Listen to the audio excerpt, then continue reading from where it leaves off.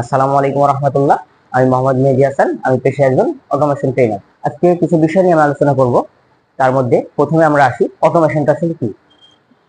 তো এই ইন্ডাস্ট্রিয়াল রেভলিউশনের যুগে এসে অটোমেশন বিষয়টি আসলে অনেক গুরুত্বপূর্ণ।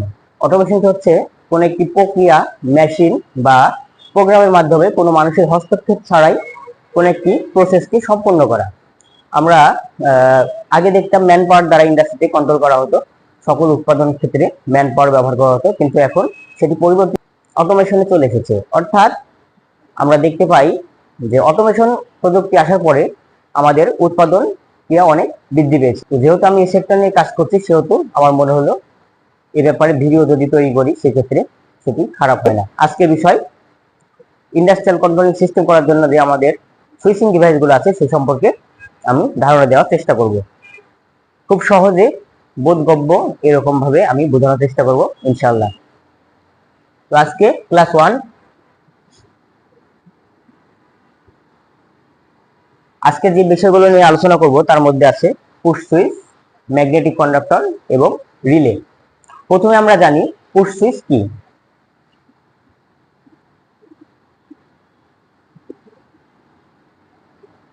পুশ সুইচ হচ্ছে এক প্রকারের সুইচ যার মাধ্যমে লোডকে কন্ট্রোল করা হয়। প্রথমে আমরা দেখি নরমাল সুইচ। সো আমার হাতে দেখতে পাচ্ছেন এটা একটি নরমাল সুইচ, যেগুলো আমরা বাসা বাড়িতে সাধারণত ব্যবহার করে থাকি, এবং এটি হচ্ছে পুশ সুইচ, যেগুলো আমরা ইন্ডাস্ট্রিতে ব্যবহার করে থাকি। সো দুইটার মধ্যে আসলে পার্থক্যটা কি, কেন এই পুশ সুইচটি ইন্ডাস্ট্রিতে ব্যবহার করা হয়।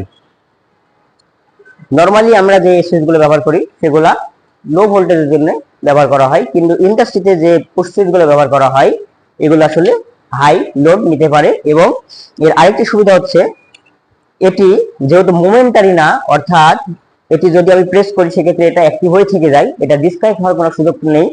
সেহেতু যদি আমি এই জায়গায় এটি অ্যাক্টিভ করে রেখে দিই এবং মেশিন চলতে থাকে, হঠাৎ করে বিদ্যুৎ বিচ্ছিন্ন হয়, সেক্ষেত্রে বিদ্যুৎ যখন আবার আসবে তখন এই পুশ সুইচগুলোর মাধ্যমে কিন্তু মেশিনটা আবার সক্রিয় হয়ে উঠবে।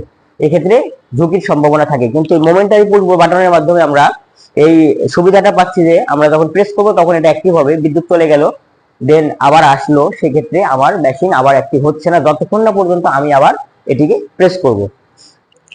পুশ সুইচের কার্যপ্রণালী আমরা ওয়ার্কিং প্রিন্সিপালটা দেখি। মূলত এর দুটি করে অক্সিলারি থাকে। অক্সিলারি অর্থাৎ এনও এবং এনসি। এনও অর্থাৎ নরমালি ওপেন, এনও অর্থাৎ normally open, and the NC means normally close. Normally open এবং নরমালি ক্লোজ এটি সম্পর্কে আমরা ধারণা নেই। নরমালি ওপেন হচ্ছে, সাপোজ এটি একটি সুইচ, আমি এইভাবে একটু বর্ণনা করি। সাপোজ এই জায়গায় আমি ভোল্টেজ প্রদান করেছি, সাপোজ এসি ভোল্টেজ ফেজ দিয়েছি, সে ফেজটি এই পাশে কখনোই আসবে না। সাপোজ এখানে আমি লোড কানেক্ট করলাম একটা, এবং এখানে আমি এসি ভোল্টেজ দিলাম, সেক্ষেত্রে যদি এইখানে বিচ্ছিন্ন থাকে, অর্থাৎ এনো অবস্থায় থাকে, এনো কন্টাক্টে থাকে, নরমালি ওপেন অবস্থায়, সেক্ষেত্রে লোডটি কিন্তু কখনোই চলবে না, কারণ এটা বিচ্ছিন্ন অবস্থায় আছে। এবং এই কাজটি সুতরাং এই জায়গাতে করা হয়েছে, অর্থাৎ যতক্ষণ না পর্যন্ত এটা আমি প্রেস করব বা অ্যাটাচ করব ততক্ষণ পর্যন্ত এটা যেমন অ্যাক্টিভ হবে না। সেক্ষেত্রে এই পাশে যদি কোনো পাওয়ার দেওয়া হয় সেক্ষেত্রে এই পাশে এটা আসবে না যতক্ষণ পর্যন্ত না এটা প্রেস করব। এলইডি হচ্ছে নরমালি ওপেন, যখন আমি প্রেস করব তখন এইটিকে এটার সাথে অ্যাটাচ হবে, এবং অ্যাটাচ হওয়ার সাথে সাথে এই পাশ থেকে এই পাশে ভোল্টেজটা পাস হবে। এবং এনসি হচ্ছে এরকম একটা অবস্থা যা অলরেডি অ্যাটাচ রয়েছে, অর্থাৎ অলরেডি অ্যাটাচ রয়েছে এরকম ভাবে, এবং লোডটি চলছে, যখন আমি প্রেস করব সাথে সাথে সেটি ডিসকানেক্ট হয়ে এরকম ডিসকানেক্ট হয়ে যাবে এবং লোডটি বন্ধ হয়ে যাবে। অর্থাৎ যখনই আমি এটাকে প্রেস করব তখন এটা ওপেন হয়ে যাবে, ওপেন হয়ে গিয়ে লোডটিকে বন্ধ করে দিবে। এটিকে বলা হয় হচ্ছে এনও এবং এনসি, অর্থাৎ নরমালি ওপেন এবং নরমালি ক্লোজ অবস্থা। এই হচ্ছে পুশ বাটন। ওকে, দেন আমরা নেক্সট জানার চেষ্টা করি ম্যাগনেটিক কন্ডাক্টর। আরেকটা জিনিস বলা হয়নি, সেটা হচ্ছে পুশ সুইচকে বলা হয় মোমেন্টারি পুশ বাটন, অর্থাৎ মোমেন্টারি পুশ বাটন বলার অর্থ হচ্ছে যে এটি লেস না, অর্থাৎ আমি যদি এখানে প্রেস করি সেক্ষেত্রে এটা অ্যাক্টিভ হবে, ছেড়ে দিলে আবার আগের অবস্থায় চলে আসবে।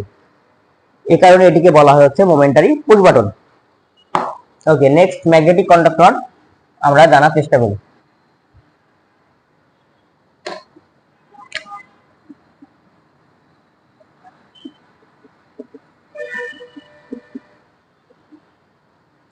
ম্যাগনেটিক কন্ডাক্টর আসলে কি? ম্যাগনেটিক কন্ডাক্টর হচ্ছে এটিও একটি সুইচিং ডিভাইস, কিন্তু এটি 3 ফেজ মোটর কন্ট্রোলিং এর ক্ষেত্রে অধিকাংশ সময় ব্যবহার করা হয়। এটির মাধ্যমে মোটরকে সুইচিং করানো হয়, অর্থাৎ প্রয়োজন অনুযায়ী অন এবং অফ করানো সম্ভব। এর পার্টগুলো আমরা যদি খেয়াল করি সেই ক্ষেত্রে এর মেইন কন্টাক্ট থাকে হচ্ছে 3টা, যেটার মধ্যে দিয়ে 3 ফেজ ইন হয় এবং আউট হয়, এবং এর আরো অক্সিলারি থাকে, অর্থাৎ এনও কন্টাক্ট থাকে 2টা এবং এসি কন্টাক্ট থাকে 2টা। একটু আগে আমি বোঝালাম এনও এবং এসি কি। এবং এর দুটি কয়েল থাকে A1 এবং A2, যেখানে ভোল্টেজ প্রদান করতে হয়, যার মাধ্যমে এটি কাজ করে। এটি কিভাবে কাজ করে, এটির ওয়ার্কিং প্রিন্সিপালটা একটু যদি দেখার চেষ্টা করি, তাহলে এখানে একটি ম্যাগনেটিক কোর থাকে এরকম, এবং এটি ফাঁকা অবস্থায় থাকে। দেন এই জায়গায় একটি কয়েল থাকে, সাপোজ ধরে নিলাম এটা কয়েল, এটা A1 প্রান্ত, এটা A2 প্রান্ত। এই জায়গায় গিয়ে একটা থাকে স্প্রিং, অর্থাৎ এটাকে স্প্রিং করার জন্য এই জায়গায় একটা স্প্রিং থাকে, এবং এই জায়গায় একটা প্লাস্টিক দ্বারা অর্থাৎ বা কোনো একটা ম্যাটেরিয়াল দ্বারা এখানে আটকানো থাকে একটি কন্টাক্ট গুলো, অর্থাৎ এই জায়গায় এরকম থাকে, এবং এই এই জায়গাতে এসে কন্টাক্ট গুলো এরকম থাকে, অর্থাৎ এই জায়গায় কন্টাক্টের ব্যবস্থা থাকে। যখনই এখানে কয়েলে ভোল্টেজ প্রদান করা হয়, কয়েলে ভোল্টেজ প্রদান করার সাথে সাথে এই যে ম্যাগনেটিক যে ফাঁকা আমরা জায়গাটা দেখতে পাচ্ছি, এটি আসলে ফাঁকা থাকে না, এটা টোটালি অ্যাটাচড হয়ে যায়, অর্থাৎ দুইটা এক হয়ে যায়। এক হয়ে গেলে এই যে গ্যাপটা আপনারা দেখতে পাচ্ছেন এখানে, এখানে এটা গ্যাপ থাকে না, তখন এটা নিচে নেমে এসে এই কন্টাক্ট গুলো একসাথে অ্যাটাচড হয়ে যায়। যখনই অ্যাটাচড হয়ে যায় তখনই আমরা এই পাশ থেকে এই পাশে ভোল্টেজ পাস হয়, এবং এর কন্টাক্টের দ্বারা এর কন্টাক্ট গুলো চেঞ্জ হয়, অর্থাৎ এনও গুলার সাথে সাথে কি হয়ে যায়, ক্লোজ হয়ে, অর্থাৎ এনও গুলা ক্লোজ হয়ে যায় এবং এনসি গুলা ওপেন হয়ে যায়।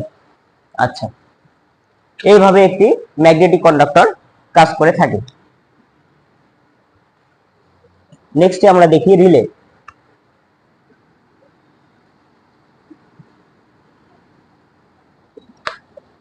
আমার হাতে যে ডিভাইসটা দেখতে পাচ্ছেন এটা হচ্ছে রিলে বলা হয় এটাকে। এটি হচ্ছে ইলেকট্রোম্যাগনেটিক ফিল্ডের মাধ্যমে কাজ করে, ইলেকট্রোমেকানিজমের মাধ্যমে। রিলে অনেক ধরনের হয়ে থাকে, ফেজ কয়েলের relay, overload relay, solid state relay, এরকম অনেক ধরনের রিলে হয়ে থাকে। এটি হচ্ছে ইলেকট্রোম্যাগনেটিক রিলে, বা এটা ম্যাগনেটের মাধ্যমে কাজ করে। তাহলে এটার কার্যপ্রণালী আমরা দেখি। এটির মূলত কয়েল থাকে, এবং এই পাশে এনসি কন্টাক্ট থাকে, এই পাশে এনও কন্টাক্ট থাকে, এবং এই পাশে কমন থাকে। এই কমনের সাথে একটি পাত থাকে যা সবসময় এই এনসির সাথে কানেক্টেড থাকে। সাপোজ এ হচ্ছে আমার ভোল্টেজ প্রদান করতে হবে এই জায়গায়, এটা হচ্ছে কয়েল আমাদের। যখনই এই এনসি কন্টাক্ট নরমাল অবস্থায় অ্যাটাচ থাকবে এবং এর কয়েলে ভোল্টেজ প্রদান করা হবে, সাথে সাথে এই এই জায়গায় একটি ম্যাগনেটিক ফিল্ড তৈরি হবে, এবং এই ম্যাগনেটিক ফিল্ডের মাধ্যমে চুম্বক ক্ষেত্র তৈরি হওয়ার মাধ্যমে এই পার্টটিকে এনে সাথে সাথে এনোর সাথে লাগিয়ে দেবে। তখন এনো থাকবে না, তখন সেটি ক্লোজ হয়ে যাবে এবং এনসি ওপেন হয়ে যাবে। অর্থাৎ আমাদের যে এনসি কন্টাক্ট আছে সেটি ওপেন হয়ে যাওয়ার সাথে সাথে এনো কন্টাক্টের সাথে গিয়ে লাগবে এবং এনো দিয়ে ভোল্টেজটা পাস হবে। যদি আমরা এটার পিন আউট দেখি তাহলে এটি খুব সহজে বুঝতে পারবো।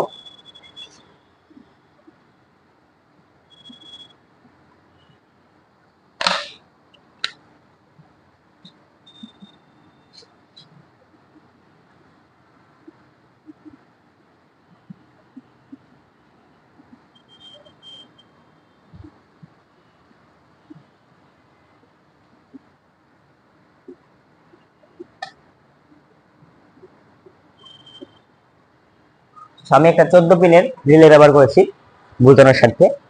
এটি কিভাবে কাজ করে আমরা দেখি। তো এটা হচ্ছে, আমি প্রথমে এটা ড্র করে নেই, তারপর আমি বুঝাচ্ছি।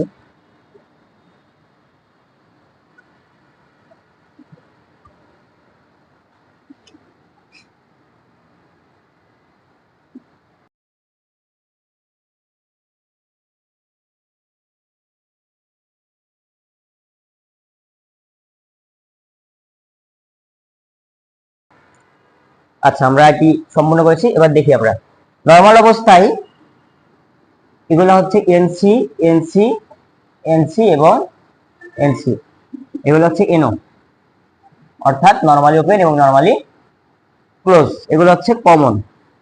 কমন মানে আমরা সবাই জানি যেখানে মূলত যার সাপেক্ষে এনও এবং এনসি গুলা কাজ করবে। নরমালি কমন এর সাথে এনসি গুলা নরমাল অবস্থায় অ্যাটাচ থাকে, অর্থাৎ অর্থাৎ যদি আমি কমনে পাওয়ার দেই কোন একটা, সাপোজ এই জায়গায় আমি ফেজ দিয়েছি 220 ভোল্ট, সেক্ষেত্রে আমি নরমাল অবস্থায় যখন আমার রিলটা অ্যাক্টিভ হয়নি সে অবস্থায় আমি সেটি পাবো হচ্ছে এই 1 নম্বর পিন দিয়ে, অর্থাৎ এটি এলসি অবস্থায় আছে, অলরেডি অ্যাটাচ অবস্থায় আছে। সো আমরা কমনে পাওয়ার দিলে সেটা এলসি দিয়ে পাবো, কিন্তু এনও দ্বারা পাবো না, কারণ এটি নরমালি ওপেন অবস্থায় আছে। যখনই আমি চিত্রতে একটু আগে দেখালাম যে যখনই এর কয়েলে ভোল্টেজ প্রদান করা হয় তখন ম্যাগনেটিক একটি ফিল্ড তৈরি করে এবং যে পাথটি আছে সেটা এনও এনসি থেকে গিয়ে এনও সেটা লাগে, তখন এনওটা হয়ে যায় হচ্ছে ক্লোজ, এনসিটা হয়ে যায় ওপেন। তো নরমালি যখন আমি এখানে ভোল্টেজ প্রদান করব 220 ভোল্ট, তখন কি হবে, সাথে সাথে এর অক্সিলারিগুলো চেঞ্জ হবে এবং এই যে এনসি ছিল, এই পাতটা ছিল, সেটি গিয়ে এনওর সাথে গিয়ে লাগবে তখন। আর 1 নম্বর পিন থেকে আমরা কোন অবস্থাতেই ভোল্টেজটা পাবো না, সেটা 5 নম্বর পিন অর্থাৎ এনও দিয়ে পাবো। এনও দিয়ে সাপোজ এখানে যদি আমি লোড একটা সংযোগ করে দিই, এখান থেকে ফেজ আসতেছে এবং এই পাশে নিউট্রাল আসতেছে, তখন সেক্ষেত্রে আমার লোডটি জ্বলবে। সেটা কখন, যখন আমি ভোল্টেজ প্রদান করেছি। কিন্তু যখন আমি ভোল্টেজ প্রদান করিনি, অর্থাৎ রিলেটা আমার অ্যাক্টিভ হয়নি, তখন আমি কোথা থেকে পাবো, এই এনসি দ্বারা। কেন, কারণ অলরেডি তখন এনসিটা অ্যাটাচ অবস্থায় ছিল। এই হচ্ছে একটি রিলের ওয়ার্কিং প্রিন্সিপাল। এটি সেম ভাবে কাজ করছে, এটা একটা ভাগে ভাগ হয়েছে, বাট এটি একটি অক্সিলারি, এটা একটি অক্সিলারি, এরকম ভাবে কাজ করবে। এটি এখান থেকে 4টা লোড আমরা অনায়াসে চালাতে পারি। আচ্ছা, যদি আমি এখানে পাওয়ার দেই এই কমনে, সেটি আমি এই জায়গা থেকে কখনোই পাবো না, বা এখান থেকে পাবো না, এখান থেকে পাবো না। এইটার সাপেক্ষে এই দুইটা কাজ করবে, এইটার সাপেক্ষে এই দুইটা কাজ করবে এবং এটার সাপেক্ষে এই দুইটা কাজ করবে। যদি আমি এখানে পাওয়ার দিয়ে থাকি সেক্ষেত্রে সেটা 5 বা 1 নম্বর পিন থেকে পাবো, অর্থাৎ এনও বা এনসি দিয়ে পাবো। এইটার সাথে এটার কোনো সম্পর্ক নেই। কিন্তু আমরা যখন এনও বা এনসি দিয়ে পাওয়ার আমরা নিতে চাইবো, সেক্ষেত্রে কমনে পাওয়ার দেওয়াটা আবশ্যক। এ হচ্ছে একটি রিলের কার্যপ্রণালী। তাহলে আজকে আমরা জানতে পারলাম পুশ সুইচ কি, ম্যাগনেটিক কন্ডাক্টর কি এবং আমাদের রিলেটা কি। সো নেক্সট ক্লাসে আমি এরকম ভাবে আস্তে আস্তে সবকিছু বোঝানোর চেষ্টা করবো, টাইমার, সেন্সর, এবং আস্তে আস্তে বেসিক থেকে অ্যাডভান্স লেভেলে নেওয়ার জন্য আমার যা যা করা লাগে সেটা আমি করবো, এবং প্রোগ্রাম, হার্ডওয়্যার কানেকশন সবই আস্তে আস্তে আমি দেখানোর চেষ্টা করবো ইনশাআল্লাহ। সো সবাইকে ধন্যবাদ। আসসালামু আলাইকুম ওয়া রাহমাতুল্লাহ।